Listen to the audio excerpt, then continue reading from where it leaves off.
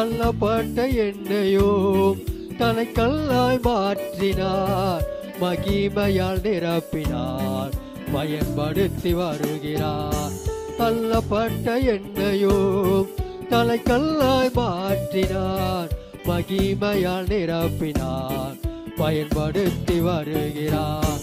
இயேசுவே என் ஆண்டவர், இயேசுவே என் இரட்சகர், இயேசுவே என் மீட்பர், இயேசுவே என் ராஜா, இயேசுவே என் ஆண்டவர், இயேசுவே என் இரட்சகர், இயேசுவே என் மீட்பர், இயேசுவே என் ராஜா. என் ஆத்மா பாடும், என் இதயம் துதிக்கும், என் உதடுகள் போற்றும், இயேசு நல்லவர். என் ஆத்மா பாடும், என் இதயம் துதிக்கும், என் உதடுகள் போற்றும், இயேசு நல்லவர். இரண்டாவது பார்க்கிறோம், ஸ்தோத்திரம். உனக்கு உண்டாயிருக்கிறவைகளில் நீ பெற்றுக் கொள்ளாதது எது? What have you allotted that you did not receive? உனக்கு கொடுத்தவைகளில் நீ பெற்றுக் கொள்ளாதது எது?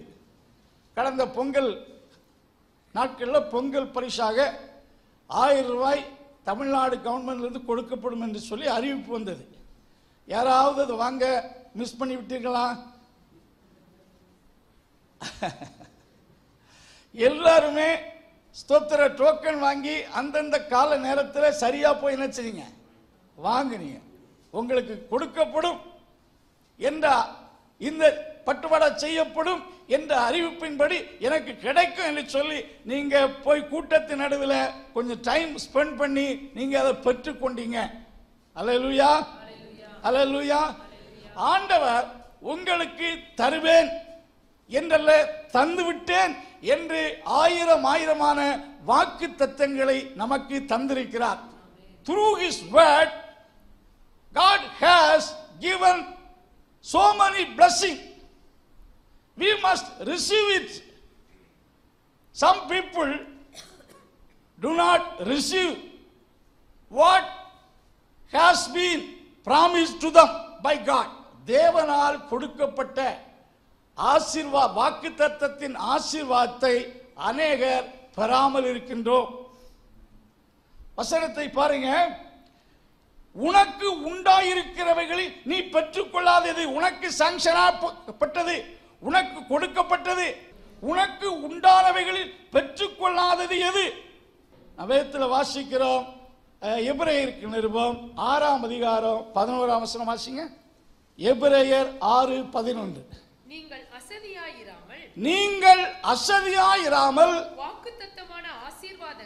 வாக்குத்தத்தத்தின் ஆசீர்வாதங்களை விசுவாசத்தினாலும் நீடிய பொறுமையினாலும் சுதந்தரித்துக் கொள்ளுகிறவர்களை பின்பற்றுகிறவர்களாக வேண்டும். அல்லேலூயா. வசனத்திலே வாசிக்கிறோம், வாக்குத்தத்தமான ஆசீர்வாதத்தை சுதந்தரித்துக் கொள்ள எப்படி இருக்கக்கூடாது? முதல்ல என்ன? அசதியாயிராமல். Many believers, many people are ஸ்தோத்திரம் slothful. அதாவது தேவனுடைய வாக்குத்தத்தமான ஆசீர்வாதத்தை சுதந்தரிக்க அசதியாயிருக்கிறார்கள்.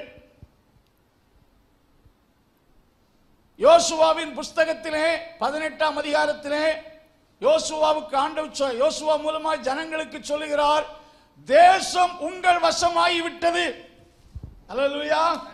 வசனத்தை 8:3 வாசிக்கும் போது, how long are you slack to go to possess the land which the Lord God has given you? உங்களுக்கு கொடுத்த தேசத்தை போய் சுதந்தரிக்க எந்த மட்டும் அசதியாய் இருப்பீர்கள். அந்த இடத்துல என்னமோ ஆண்டவர் வார்த்தைகள் தான் அங்க அந்த வார்த்தையை சொல்லும் போது கானானியர்கள் தேசத்தில் குடியிருக்கிறாங்க. ஆனா நான் உங்களுக்கு கொடுத்து விட்டேன். I have granted it to you. I have given it to you. உங்களுக்கு அதை கொடுத்து விட்டேன். Go and possess. That is the policy God given. தேவன் கொடுத்த திட்டம். உங்கள் வசமாயிற்று, உங்களுக்கு கொடுத்து விட்டேன். I have granted it. Go and possess them. போய் என்ன செய்யுங்க? சுதந்தரிங்க. விசுவாசத்தினாலும் நீடிய பொறுமையினாலும், through faith by long suffering, perseverance, நீடிய பொறுமையினாலும் சுதந்தரிக்க வேண்டும். ஸ்தோத்திரம். அருமையான தேவனுடைய பிள்ளைகளே, ஆபிரகாமுக்கு ஆண்டவர் 75வது வயதிலே உனக்கு உன் பிள்ளையை ஆசீர்வதிப்பேன், அப்படி தருவேன், இப்படி தருவேன் சொல்லி வாக்கு பண்ணார். ஆனால் 100வது வயதில் தான் ஈசாக்கு அவனுக்கு பிறந்தார். ஒரு 86 வயது 87 வயதில் ரொம்ப காத்திருந்தது போல் எண்ணி சாரால் அவசரப்பட்டு, ஸ்தோத்திரம், எப்படியாவது நம்முடைய குடும்பத்துக்கு பிள்ளை வேணும் என்று சொல்லி ஆகாரை மனைவி ஸ்தோத்திரம் கொடுத்தார். 11-12 வருஷம் கழித்து, அதாவது மிடில் வாக்குத்தத்தம் நிறைவேறுவதற்கு மிடில் ஆண்டவர் 75வது வயதில் வாக்கு பண்ணாரு. 100வது வயதில் குழந்தையை ஈசாக்கு கொடுத்தாரு. இதுக்கு இடையில் ஆண்டவர் மௌனமா இருக்கல.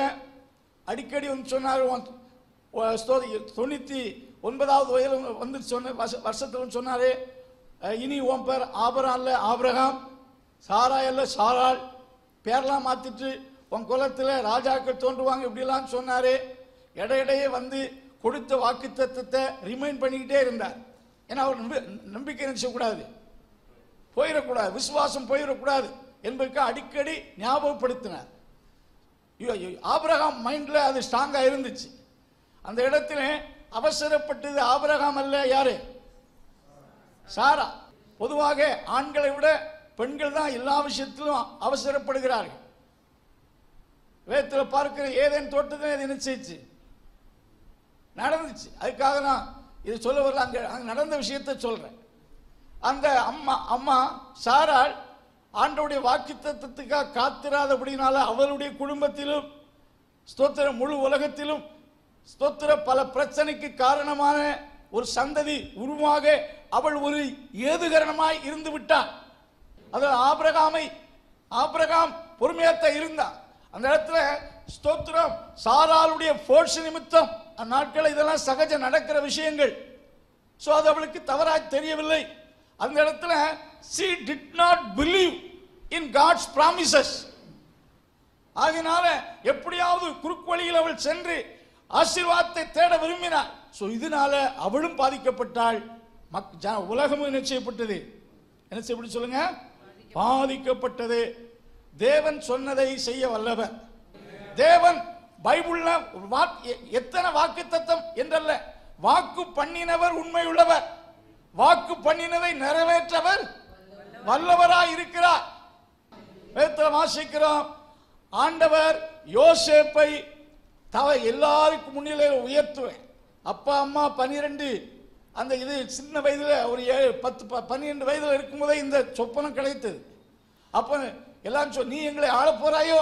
சவரெல்லாம் கேட்டாங்க, எப்படி எங்களை ஆள போகிறாய்?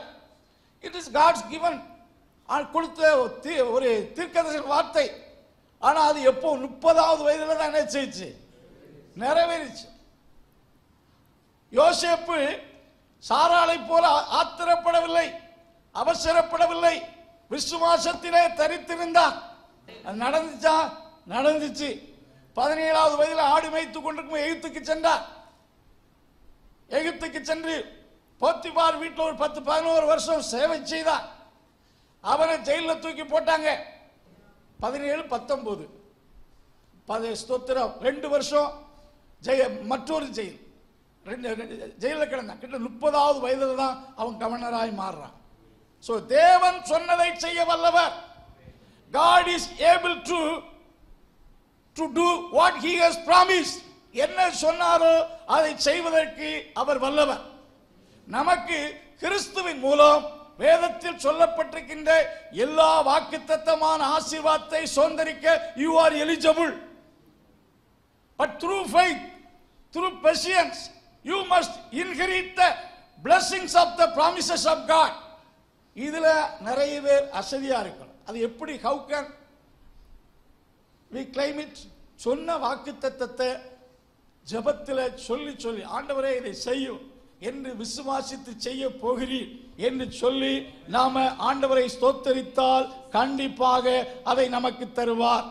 பை ஃபெய்த், விசுவாசத்தினாலும் பொறுமையினாலும் ஜெபத்தினாலும் we can receive the blessings of the promises of God. வேதத்துல பாருங்க, ஆண்டவர் ஆபிரகாமை பார்த்து சொன்னாரே, நீ தேசத்தின் குறுக்கும் நெடுக்கும், அதாவது குறுக்கையும் அந்த இடத்துல சொல்லும் போது ஆண்டவர் arise and walk through the land in the length of it and in the breadth of it, for I will give it unto you. நாமளா இருந்தாச்சுன்னா இது யாருடைய பூமி என்று பயப்படும். ஆபிரகாம் சொன்னபடியே அவன் சஞ்சரித்தான். அவனுடைய கால் எங்கெங்கெல்லாம் நடந்துச்சோ அதெல்லாம் அவனுடைய சந்ததிக்கு ஆண்டவர் சுதந்திரமாய் கொடுத்தார். அவருடைய கீழ்ப்படியாமையினாலே தேசத்தை இழந்தாலும் அதே இடத்தை ஆண்டவர் வேற யாருக்கு விட்டு கொடுக்கல. ஆபிரகாம் கால் மிதித்த இடத்தை விட்டு அவர்கள் AD 70 துரத்தப்பட்டாலும் 1947 திரும்ப அவர்கள் வசத்தில் வந்தது. இன்றைக்கு அதில் வேரூன்றி நிற்கிறார்கள். இன்றைக்கு அந்த சின்ன இடத்தை விட்டு அவர்களை துரத்த எத்தனையோ ராஜ்யங்கள் எதிர்த்தாலும் அது முடியாது. வரக்கூடிய காலங்களில் நிறைய யுத்தங்கள் நடக்கலாம். ஆனாலும் கர்த்தர் வாக்கு பண்ணின ஆபிரகாம் கால் மிதித்த இடத்தை அவன் சந்ததிக்கு ஆண்டவர் சுதந்திரமாய் கொடுத்திருக்கிறார். கர்த்தருடைய வார்த்தை சொல்லுகிறது, 2 கொரிந்தியர் 1:20 சொல்ல, all the promises of God in Jesus are yes and in him amen. கர்த்தருடைய வாக்குத்தத்தங்கள் எல்லாம் கிறிஸ்துவுக்குள் ஆமென்றும் ஆமென் எஸ் and ஆம் அப்படியே நடக்க கடவுது என்று உறுதி பண்ணப்பட்டதாய் இருக்கிறது. in him they are truthful. ஆகையினால ஒருவர் சொல்லுகிறார், no matter how many promises God has made, but they are yes in Christ, so through him the amen என்று சொல்லப்பட்டிருக்கிறது. ஆகையினால சொல்லப்பட்ட வாக்குத்தத்தத்தில் சொல்லப்பட்ட சின்ன நிபந்தனைகளை கவனித்து ஃபாலோ பண்ணியாச்சுன்னா ஆண்டவர் நம்மை ஆசீர்வதிப்பார். ஆசீர்வாதம் நமக்கு உரியது. அன்பின் கர்த்தாவே, இந்த நாளுக்காக துதிக்கிறோம்.